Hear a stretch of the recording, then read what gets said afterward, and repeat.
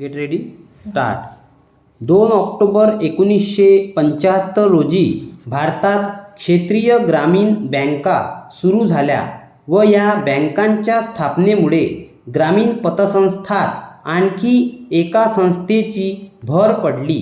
वास्तविक ग्रामीण बँका ही कल्पना संपूर्णपणे नव्हती।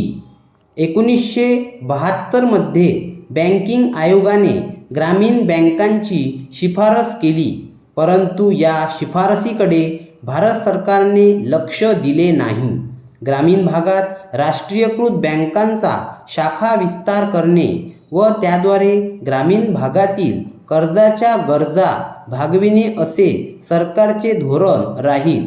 1975च्या राष्ट्रीय आणीबाणीच्या काळात ग्रामीण भागात कर्ज पुरवठ्यासाठी एका नव्या संस्थेची गरज निर्माण झाली। त्यावेळच्या 20 कलमी कार्यक्रमात ग्रामीण कर्जबाजारीपणा नष्ट करणे असे एक कलम होते। या कार्यक्रमामुळे खेड्यातील सावकारांचे महत्त्व कमी होईल अशी अपेक्षा होती, परंतु सावकारांची जागा घेणारी एखादी संस्था निर्माण झाल्याशिवाय या वर्गाचे संपूर्ण उच्चाटन अवघड होते। खेड्यातील लहान शेतकरी, शेतमजूर व कारागीर कर्जासाठी सावकाराकडे जात असत। या वर्गाच्या कर्जाच्या गरजा सहकारी पतपुरवठा रचनेमार्फत अथवा राष्ट्रीयकृत बँकांमार्फत भागविल्या जाणार नाहीत असे सरकारला वाटत होते। मग त्या वर्गाच्या कर्जाच्या गरजासाठी एखादी नवीन संस्था स्थापन करावी काय असा विचार पुढे आला। या संस्थेच्या शक्यतेचा विचार करण्यासाठी सरकारने एक अभ्यास गट नेमला। या अभ्यास गटाने प्रश्नाचा विचार करून राज्य पुरस्कृत ग्रामाभिमुख व क्षेत्रीय पातळीवरच्या व्यापारी बँकांची शिफारस केली।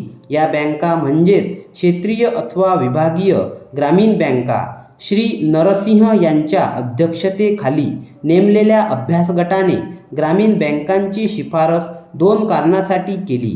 पहिले कारण असे की भारताच्या ग्रामीण कर्जपुरवठ्याचा वाढता विस्तार, समस्या व गुंतागुंत लक्षात घेतल्यास अस्तित्वात असेल त्या कोणत्याच संस्थेला या गरजा भागविणे शक्य नव्हते। त्यासाठी ग्रामीण कर्जपुरवठा संस्था वाढविणे आवश्यक होते। दुसरे असे की अभ्यास गटाच्या मते श्रीमंत शेतकऱ्यांचे वर्चस्व ठेवीच्या उभारणीकडे दुर्लक्ष व दुर्बल घटकांचा सहभागच असावा हे सहकारी पतपुरवठ्याचे दोष।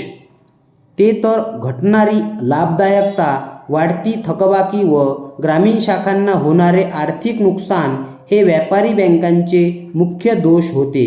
या दोन्ही संस्थांच्या खास वैशिष्ट्यांचा समन्वय साधणारी एखादी नवीन संस्था निर्माण करण्याची म्हणूनच आवश्यकता होती। स्थानिक वातावरणाचा व ग्रामीण समस्यांचा परिचय हे सहकारी पतपुरवठ्याचे वैशिष्ट्य असणारी व त्याच वेळेला उद्योग संघटन, ठेवीची उभारणी व नाणे बाजाराशी संपर्क ही व्यापारी बँकांची वैशिष्ट्ये उचलणारी ग्रामीण बँक ही नवी संस्था या अभ्यास गटाने सुचविली होती। या अभ्यास गटाच्या शिफारशीचा विचार केल्यानंतर ती शिफारस सरकारने मान्य केली व क्षेत्रीय ग्रामीण बँका स्थापन करण्यात आल्या। स्टॉप।